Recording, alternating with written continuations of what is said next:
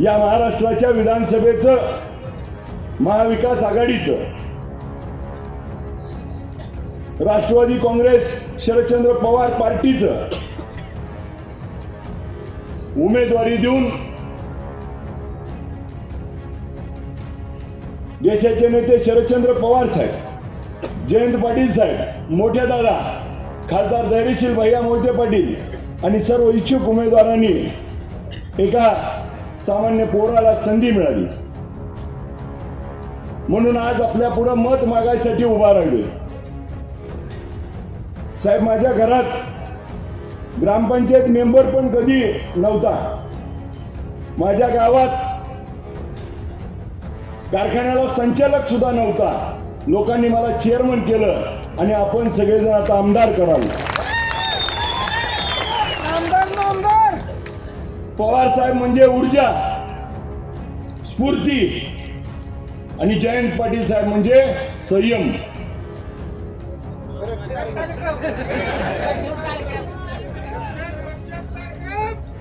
आता पाटील साहेब गद्दारांचा टप्प्यात घेऊन कार्यक्रम करणार आहेत।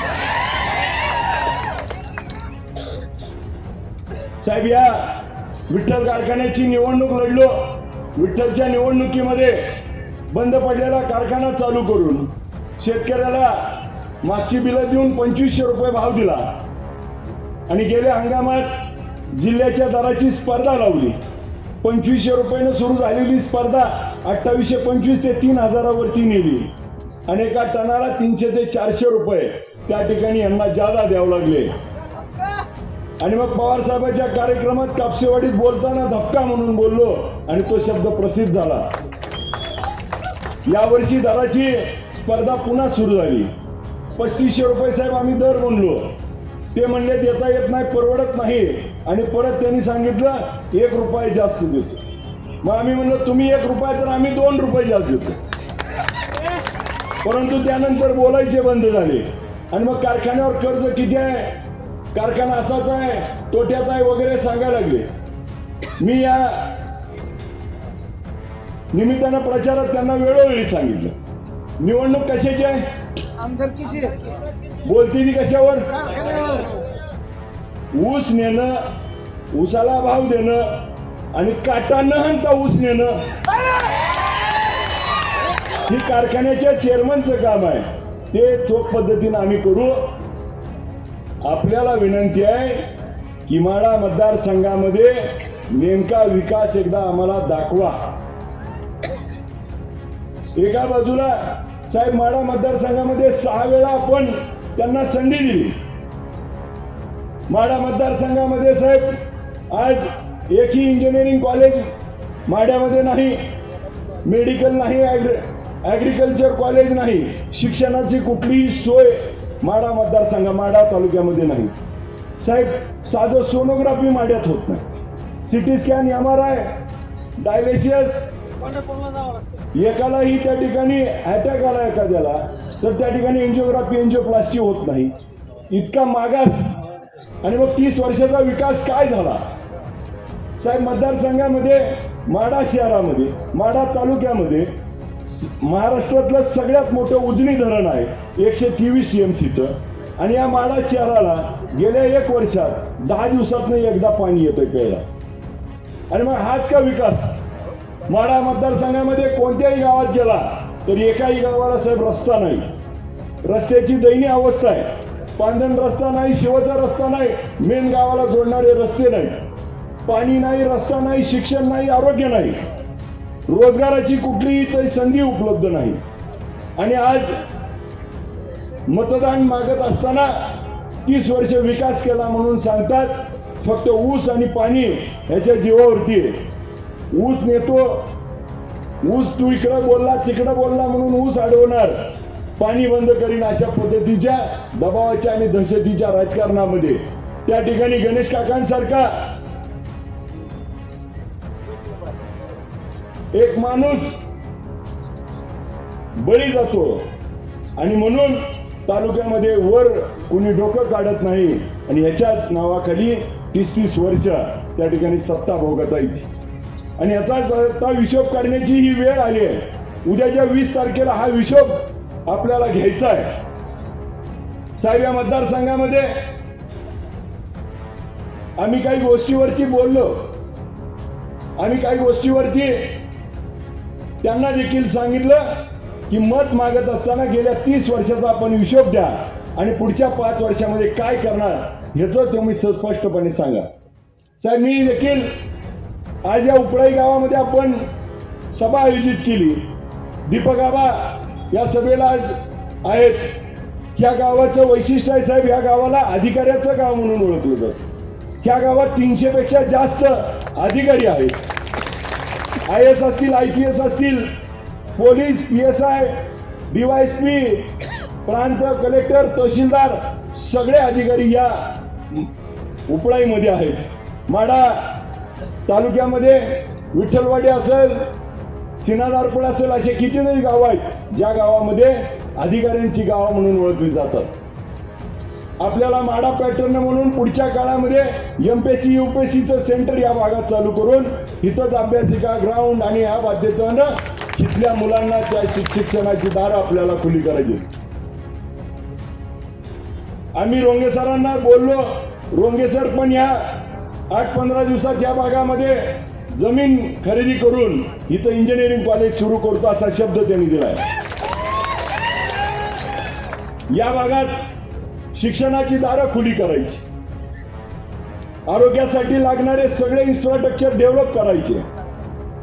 इथंच MIDC साठी 850 एकर जागा आहे, त्याच्यावरती MIDC करायची. मोडलीमची MIDC आपल्याला डेव्हलप करायची आहे दादासाहेब.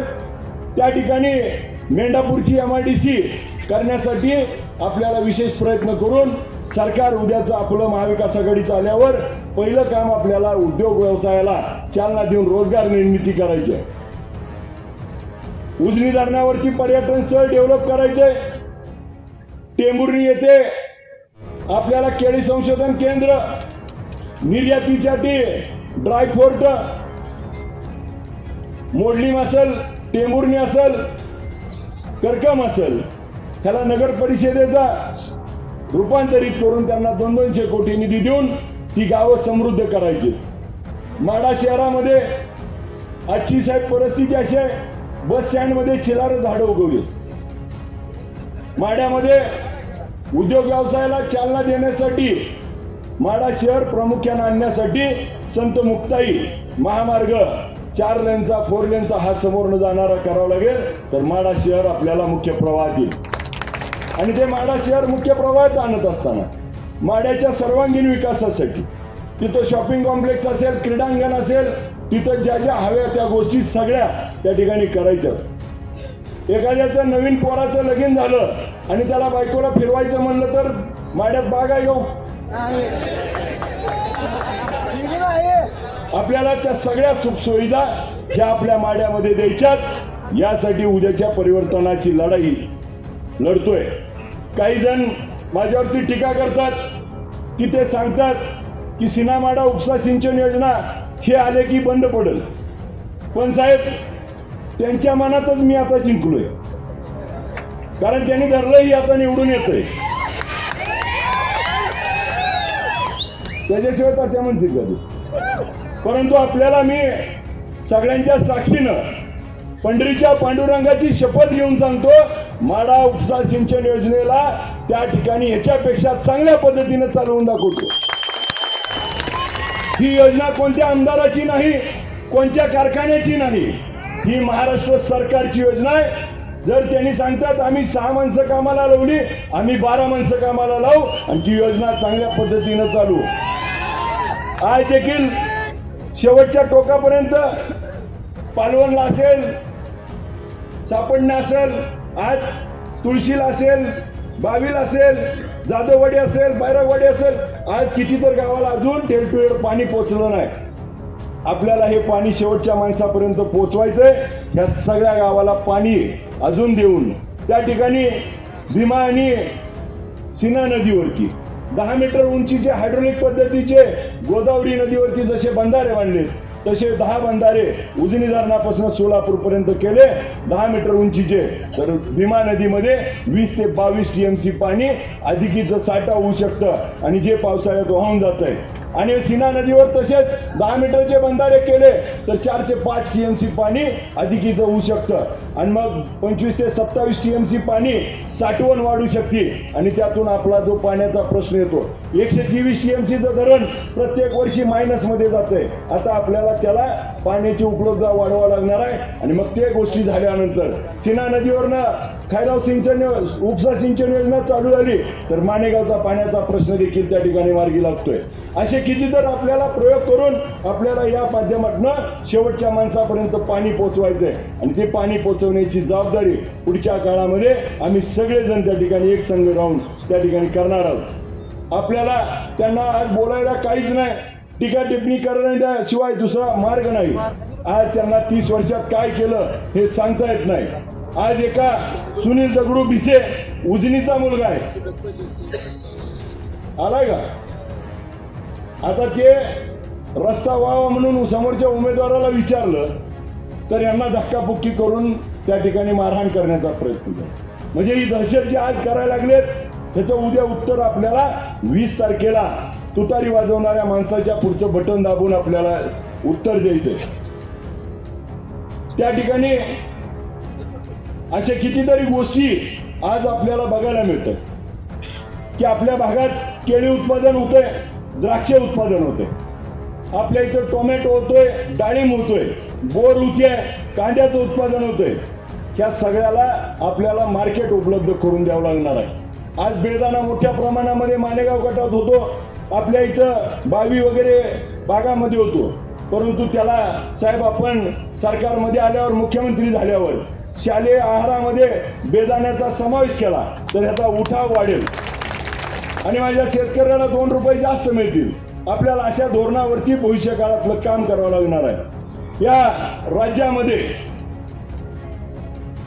सरकार आल्यानंतर साहेब माझ्या माढा मतदारसंघामध्ये एकही ठिकाणी छत्रपती शिवाजी महाराजांचा अश्वारूढ पुतळा नाही. साहेब आम्हाला छत्रपती शिवाजी महाराजांचा अश्वारूढ पुतळा माढ्यामध्ये असेल, त्या ठिकाणी मोडलीमध्ये सर्व संघटना मागणी करतायत, मोडलीमध्ये, टेमुर्णीमध्ये, करकममध्ये आणि ज्या ज्या गावात म्हणतील त्या त्या गावामध्ये छत्रपती शिवाजी महाराजांचं स्मारक उभा करायची. डॉक्टर बाबासाहेब आंबेडकरांचं स्मारक, महात्मा ज्योतिबा फुलेंचं, त्या ठिकाणी अण्णाभाऊ साठ्यांचं, अहिल्यादेवी होळकरांचं स्मारक ही ऊर्जा देणारी स्मारक आहेत. हे आपल्याला उभा करून माझ्या पुढच्या पिढीला प्रेरणा देण्याचं काम आम्हाला पुढच्या काळात करायचंय. त्यासाठी उद्या महाराष्ट्रामध्ये सरकार येत असताना त्या सगळ्या दिलेल्या वचनावरती आम्हाला साहेब काम करायचंय. काही लोकांनी आमच्यावरती वेगवेगळ्या पद्धतीने टीका करताय, परंतु मी आपल्याला या टीकेच्या माध्यमातून एवढंच सांगतो, आपली मोठी सत्ता आहे, 30 वर्षाची सत्ता आहे. तुमच्याकडनं सत्तेतनं पैसा, पैशातनं सत्ता आणि गावगुंड तुम्ही सांभाळत असाल. तुमच्यावरती बोलणारी, आमच्यावरती बोलणारी कितीतरी तुम्ही सोडली, परंतु माझ्या समोर बसलेली जनता माझ्या पाठीशी असल्यावर मी तुमच्या सारख्याला त्या ठिकाणी भीक घालत नाही. मला आपल्याला या निमित्तानं त्यांना देखील विनंती करून सांगायचं, डॉक्टर बाबासाहेब आंबेडकरांनी घटनेमध्ये सांगितलं की राजाचा मुलगा आता राजवाड्यात जन्मणार नाही, राजाचा मुलगा आता मतपेटीतून जन्माला येईल. आणि बाबासाहेबांनी दिलेल्या घटनेच्या आधारावरती मला निवडणूक निर्णय लढण्याचा अधिकार मिळाला आहे आणि मला पवार साहेबांचा, जयंत पाटील साहेब मोठ्या दादांचा आशीर्वाद मिळाला आहे. धैर्यशील भैया, शिवतेज बाबा आणि सगळे नेते मंडळी पाठीशी उभा आहेत. त्यामुळे उद्याची निवडणूक आम्ही एकतर्फी निवडणूक जिंकण्याच्या मार्गावरती आहे आणि मग ती निवडणूक एकतर्फी जिंकत असताना त्यांना आता खालीवर व्हायला लागले. साहेब मध्ये आपल्याकडे येत होते तिकीट मागायला, ते तिकीट मागायला आल्यावर नेहमी आपण बघितलं 10 दिवस तुमच्यापाशी सकाळ दुपार संध्याकाळ रतीब लावल्यासारखीच असायची. एकदा साहेबांकडे जायची दादा, एकदा पाटील साहेबांकडे जायची, एकदा ताईंकडे जायची. ही गेले की मी 10 मिनिटानं अर्ध्या तासानं साहेबांना भेटायचो. साहेबांना, साहेब मला विचारायचे का आलाय, मी म्हणायचो ती आली म्हणून आलोय.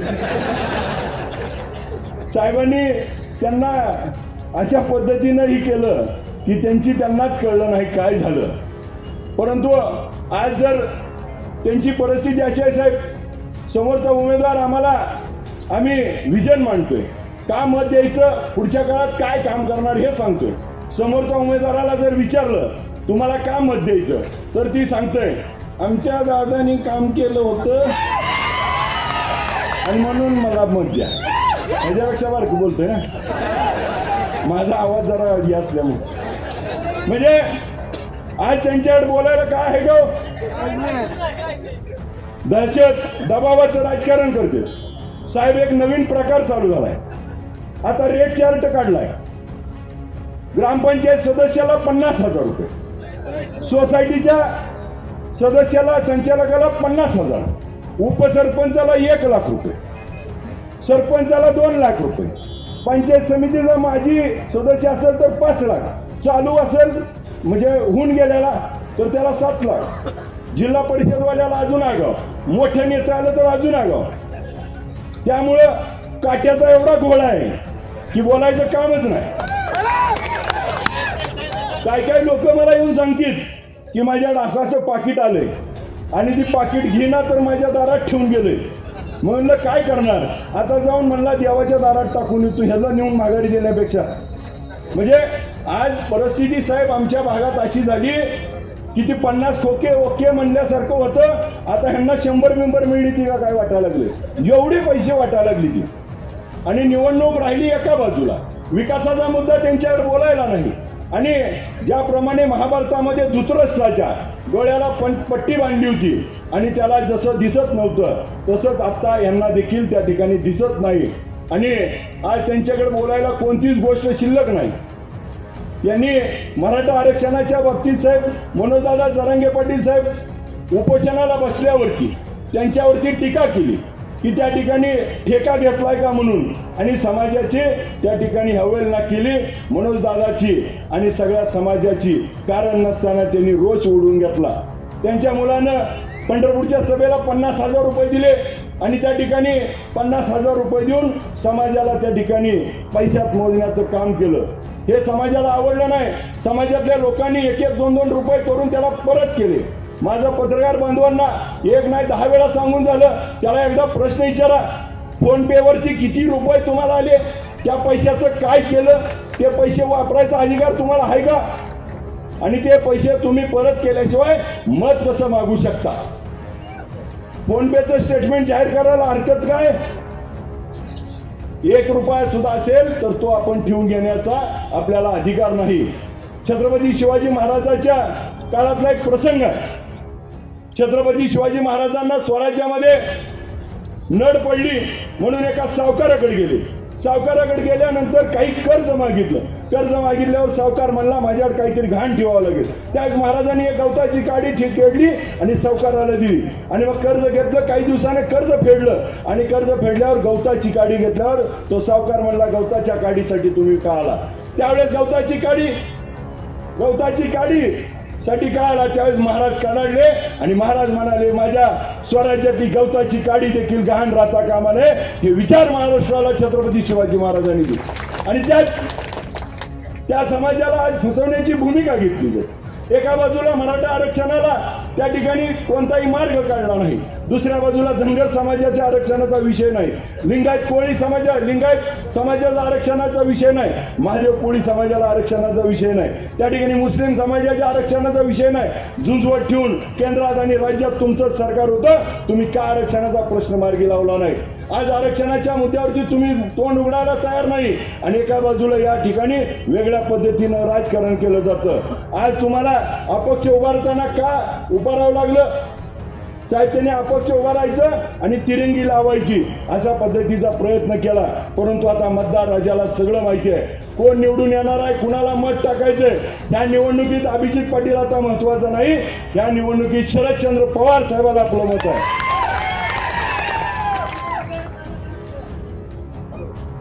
साहेब ज्यावेळेस तिकिटाचा गोंधळ चालू होता, तिकीट जाहीर होणार, आज ह्याला मिळणार उद्या त्याला मिळणार, असे बरेच प्रसंग होते.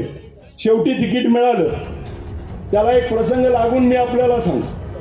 छत्रपती शिवाजी महाराजांचा काळ ज्यावेळी महाराज गोलकोंड्याला मोहिमेवरती गेले, भेटायला गेले गोलकोंड्याच्या राजाला.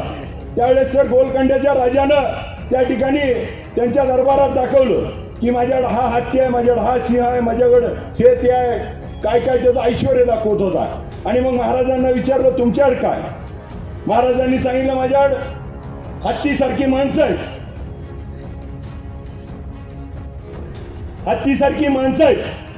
मग तेवढ्यात येसाची कंक उडी मारून हत्तीच्या समोर उभा राहिला आणि म्हणला ह्या हत्ती बरोबर पिसाळलेल्या लढतो. आणि मग येसाची कंक आणि त्या हत्तीची झुंज लागली.